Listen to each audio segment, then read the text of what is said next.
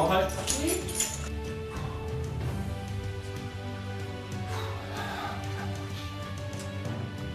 Oh merde!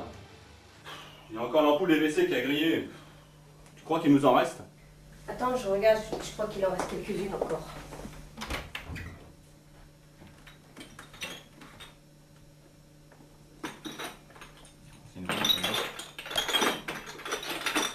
Tiens, regarde comme ça va? Ah non, ça c'est une avis, Aubin, il y a des trucs qui dépassent, là, ça va pas. Bah, et je suis désolée, il n'y en a pas. Il y en a pas? Non. J'ai vu qu'elle en acheter une au magasin. C'est pas le moment en plus. Hein. Ok, bon, bah, à tout à l'heure. Hein. Ouais, tout à l'heure.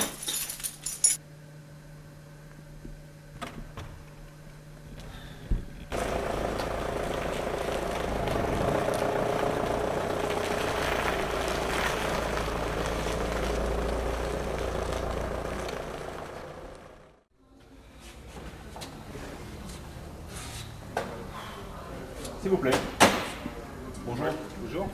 J'ai grillé une ampoule, là, je suis embêté et j'en trouve pas. Vous vendez ce modèle? C'est une B22. Oui, mais ici, il n'y a que des modèles à vis. En effet, ici, il n'y a que des lampes avec des kilos 14 et 27. Les B22 sont ici. Ah, d'accord. Tenez. Merci. Ah, bah, elles ont l'air bien. Made in France? Il y a encore des ampoules fabriquées en France? Ah oui, elles sont même fabriquées à Lyon. Chez SLI France, vous connaissez? Ah non, pas du tout, non. C'est l'ancienne usine Claude. Elle est située entre la rue Bergeon et la rue Saint-Simon, dans le 9e arrondissement. Ah, très bien. Ok, merci.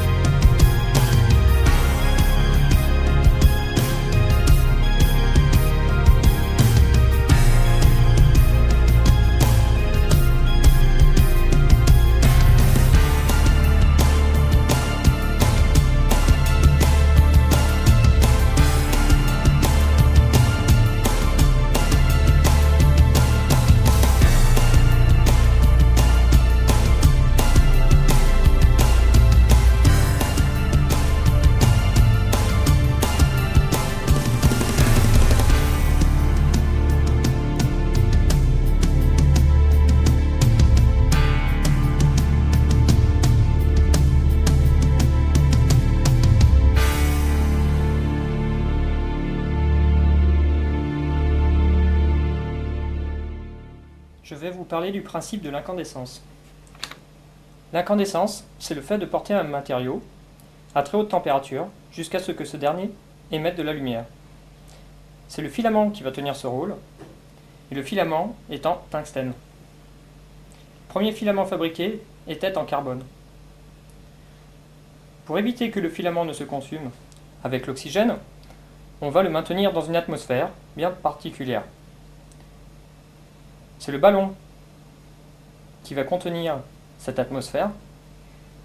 On trouvera en général, dans la majorité des lampes, une atmosphère constituée de 87% d'argon et de 13% d'azote. Pour des lampes de meilleur rendement, on substituera l'argon par du krypton. Dans les lampes à incandescence, on trouve plusieurs types de culots.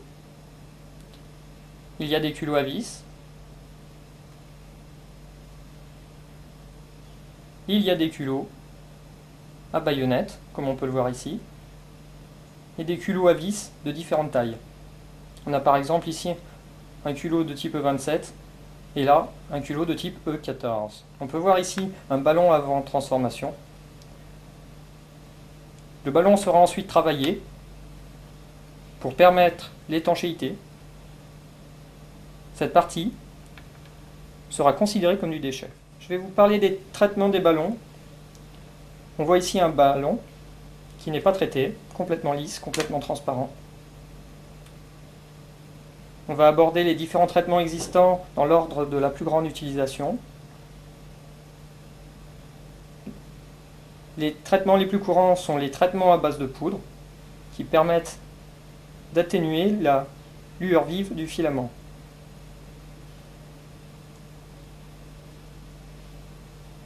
On trouvera aussi des traitements qu'on appelle traitements de type réflecteur.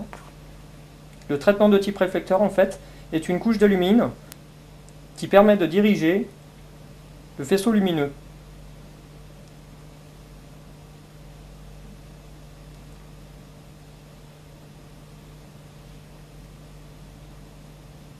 Il existe aussi des traitements à base de peinture. Une peinture colorée est déposée à l'intérieur du ballon.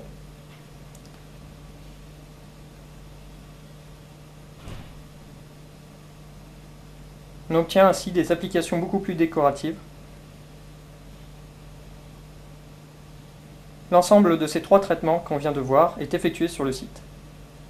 Il existe encore d'autres types de traitements de ballons. Il y a des traitements dans la masse,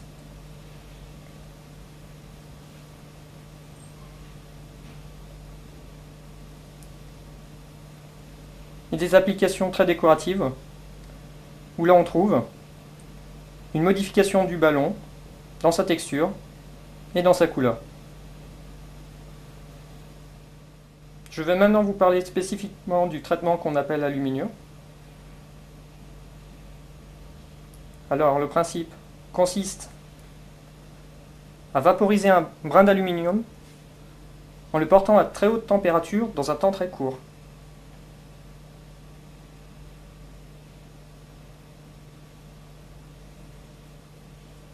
Alors l'aluminium se dépose sur le ballon en une couche très fine.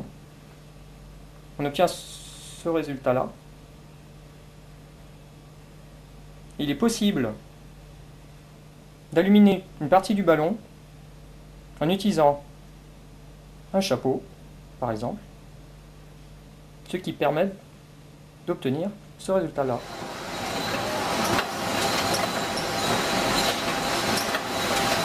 Intéressons-nous à la technique appelée le poudrage. Le poudrage consiste à introduire une poudre très légère qui est en silice à l'intérieur du ballon. Pour faire tenir cette poudre, on va utiliser une très haute tension qui va permettre d'obtenir une charge électrostatique et de ce fait, la poudre pourra tenir à l'intérieur du ballon. Dans une lampe classique de Miller, le filament est porté à une température de 2500 degrés Celsius.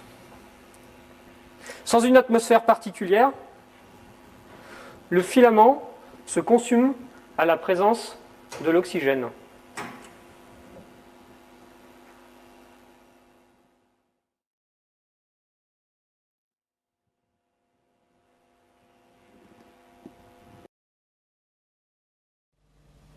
Ce filament en tungstène, rappelons-le, mesure dans une lampe classique 25 microns. C'est 4 fois moins que le diamètre d'un cheveu moyen. Ce même filament a été enroulé plusieurs fois autour de lui-même afin de concentrer la matière et donc l'énergie lumineuse. La longueur totale du fil est de presque 1 mètre. Grâce aux enroulements successifs, le filament atteint une taille d'environ 3 cm. Vérifions que nous avons à peu près 1 mètre de longueur de fil de tungstène. Le filament s'allonge. Le tréfilage consiste à réduire le diamètre d'un fil en l'étirant. Le fil passe dans un outil appelé filière qui est en fait un outil percé, d'un diamètre légèrement inférieur. Sur une même machine, le fil est étiré plusieurs fois. Il passe tout d'abord dans un premier recuit, puis sous une fontaine de lubrifiant à base de graphite, qui facilitera le travail du fil.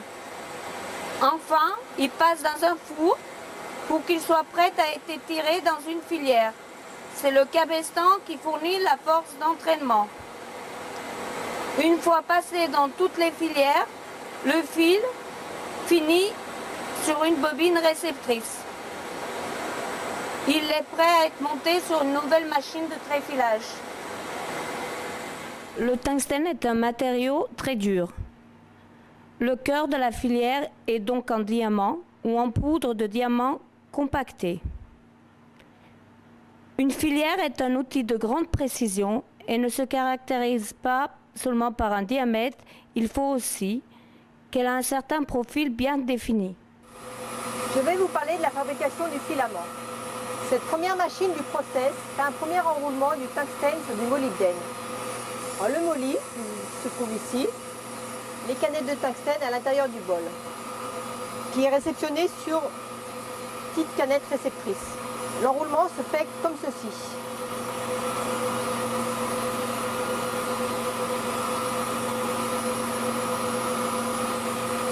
Cette première opération permet de réduire la longueur du filament de 1 mètre à 15 cm. Cette deuxième machine réenroule le spiralage précédent qui se trouve sur une canette, sur du molybdène plus gros. Là. Comme ceci.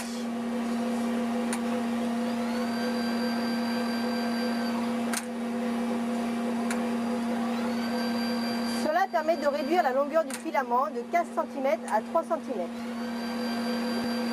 On obtient la géométrie finie de la spirale. Le fil obtenu va maintenant passer dans un four. Les spirales sont réceptionnées sur un cercle. Ceci permet d'obtenir une spirale stable en longueur à la fin du process. Il ne reste plus qu'à les couper les unes derrière les autres. En cours de coupe, les spirales sont contrôlées pour vérifier la longueur.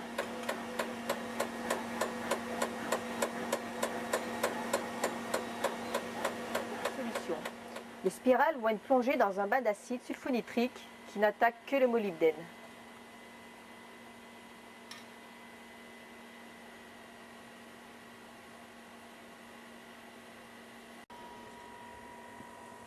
Alors, vous pouvez constater que les fils de molybdène ont complètement disparu.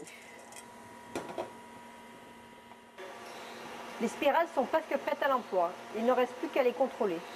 Elles sont d'abord pesées.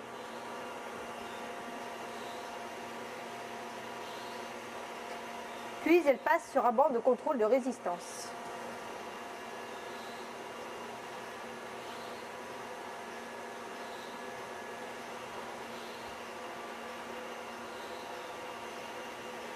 Si cette spirale réussit le test, elle sera montée sur le pied d'une lampe. Regardons de plus près la partie qui supporte le filament. Cette partie s'appelle le pied. Elle a plusieurs rôles dans la fonction, mais aussi dans la fabrication.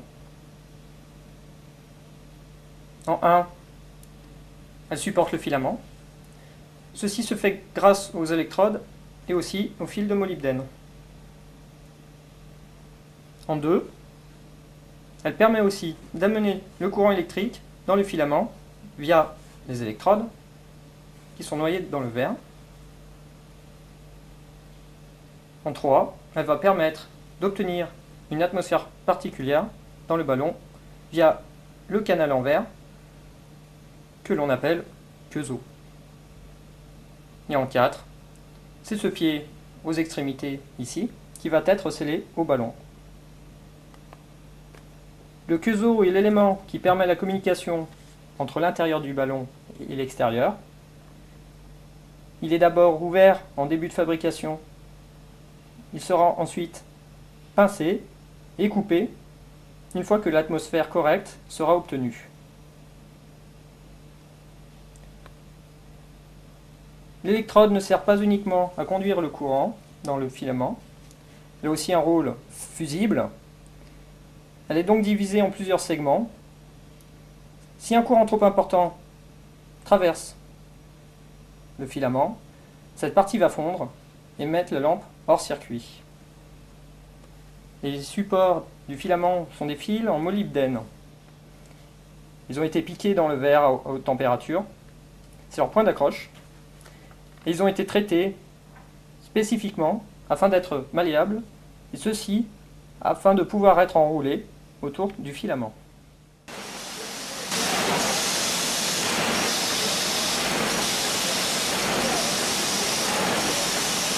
Je suis devant la machine qui fabrique les pieds. On utilise là-dessus les composants suivants. On a un tube en verre, comme ceci, un deuxième tube évasé à l'extrémité et 2 électrodes. Ces 4 composants sont chargés sur la machine, chauffés, montés à température à environ 1100 degrés, mis en forme ici, pour obtenir finalement ce qu'on appelle un pied nu, cet élément-là, qui va être déchargé de la machine pour traverser un four, qui va l'accompagner dans sa diminution de température pour éviter les fêlures sur le verre. Sur la machine suivante, on a donc les pieds qui arrivent comme ceci et qui vont passer sur cette machine sur laquelle on va ajouter le filament et 2 supports, 2 à 7 supports, ça dépend des types de lampes. Donc on regarde détail par détail les étapes de fabrication du pied. Donc on va préparer la fixation du filament. Ici on sertit le filament sur le pied. Donc le filament est maintenu par un système de vide.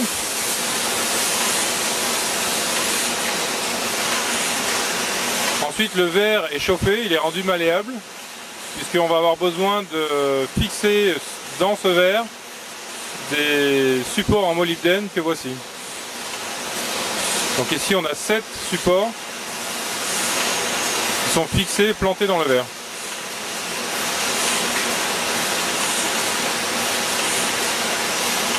Et ici on fait un nœud autour du filament pour maintenir ce filament grâce au support. Le pied est mis en forme, puis il est trempé dans un produit chimique qui va servir à purifier l'atmosphère de la lampe une fois la lampe terminée. Le scellement est l'action d'unir hermétiquement 2 matériaux en verre, à savoir le ballon et le pied. C'est en chauffant à cette position-là qu'on va obtenir progressivement ce résultat. Après l'opération de scellement, on va vider l'atmosphère, ici symbolisée en bleu, du ballon, par l'intermédiaire du quezeau. Une fois le vide obtenu, on va introduire l'atmosphère recherchée, ici symbolisée en rouge, via le quezeau, jusqu'au remplissage du ballon. On va pincer le quezeau pour obtenir l'étanchéité. Sur cette machine, le pied fini est chargé, puis le ballon ajouté par-dessus.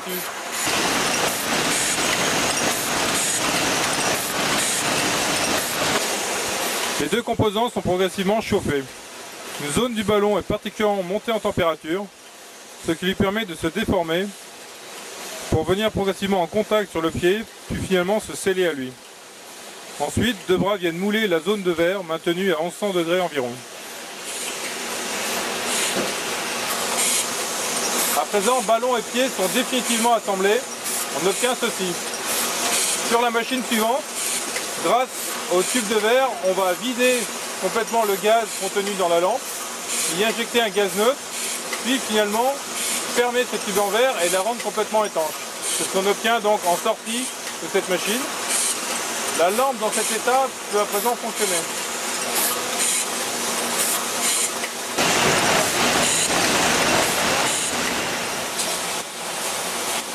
À ce stade, la lampe peut fonctionner. Pour preuve, si on la met sous tension, elle va fonctionner 1000 heures comme toutes les lampes standards. Il reste à présent à assembler le culot sur la lampe. On a dans un premier temps sur cet équipement une distribution d'un ciment-colle à l'intérieur du culot. Puis ce culot va être emboîté sur la lampe. Enfin, sur le dernier carrousel, on va couper les électrodes qui dépassent de la lampe, les souder sur la lampe. La lampe sera complètement finie, elle va subir des tests, puis sera emballée en automatique. Une fois la lampe terminée, il faut vérifier qu'elle obtient les caractéristiques recherchées. On va ici mesurer le niveau de lumière que la lampe émet. Cette unité s'appelle le lumen.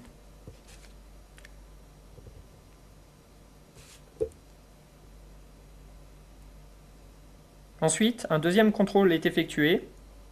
Les lampes sont placées en salle de durée et on va vérifier que pour les lampes classiques, elles durent 1000 heures.